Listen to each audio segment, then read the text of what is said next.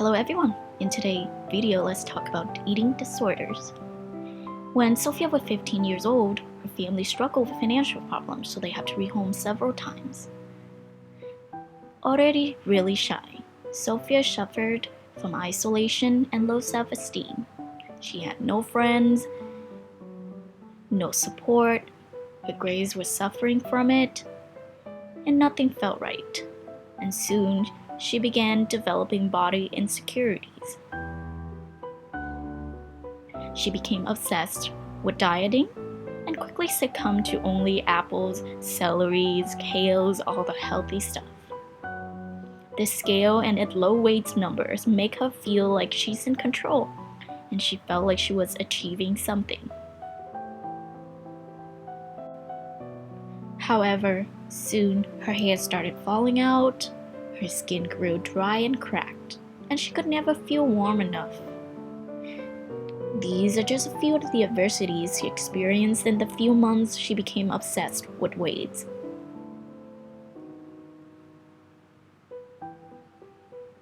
And as a teenager, she was 6 feet tall and weighs about 84 pounds, and she was eventually admitted to the hospital with the diagnosis of anorexia nervosa.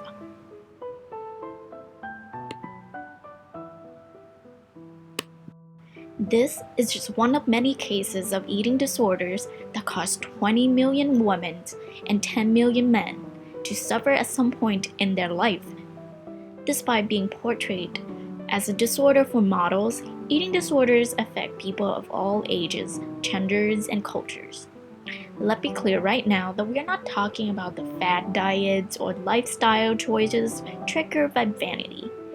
Eating disorders are psychological disorders that result in serious consequences.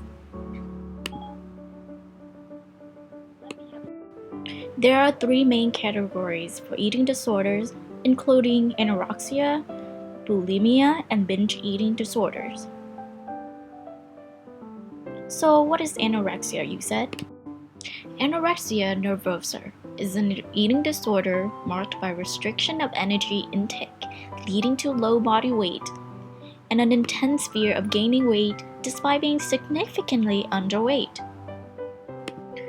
The 2 subtypes of anorexia include restricting and binging and purging. Restricting consists of extremely low-calorie diet, excessive exercises, or any activity to prevent oneself from consuming food. On the other hand, binging and purging involves episodes of binge eating, combining with restricting behaviors and vomiting. Anorexia results in slow heart rate, loss of bone density, fatigue, hair loss, and severely low body mass index.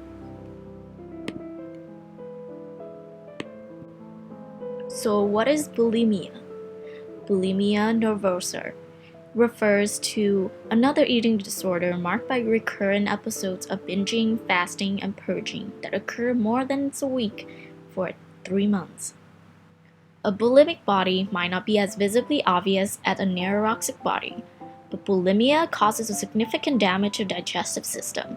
Irregular heartbeat, irregular bowel movement, tooth decaying, inflammation of mouth and esophagus, and the most notable sign is the Russell signs, or the calluses of the hand knuckles due to self-induced vomiting. And last but not least, what is binge eating disorder? Binge eating disorders is a disorder marked by recurrent episodes of binge eating followed by emotional distress, feeling of lack of control, and guilt, but without the purging or fasting.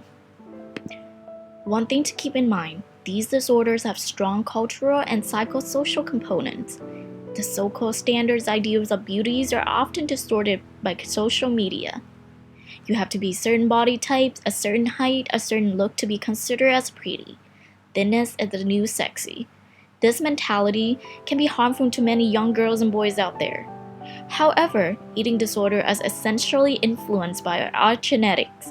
Certain genes would put you at risk of higher vulnerability to stress and social pressure.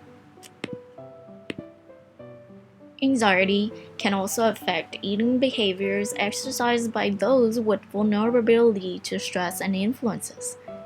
The overall take point of my video is that eating disorders aren't a choice.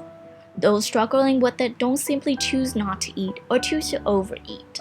These individuals with eating disorder exhibit temperament and personality traits which are related to neural circuit function and are important in the development and maintenance of these disorders. Last but not least, if you or you think someone you know is experiencing an eating disorder, please don't hesitate to get help. For the general information, please go to nationaleatingdisorders.org, or if you're a UCSD student, then the UCSD Eating Disorder Center can be very useful as well. Thanks for listening to my video.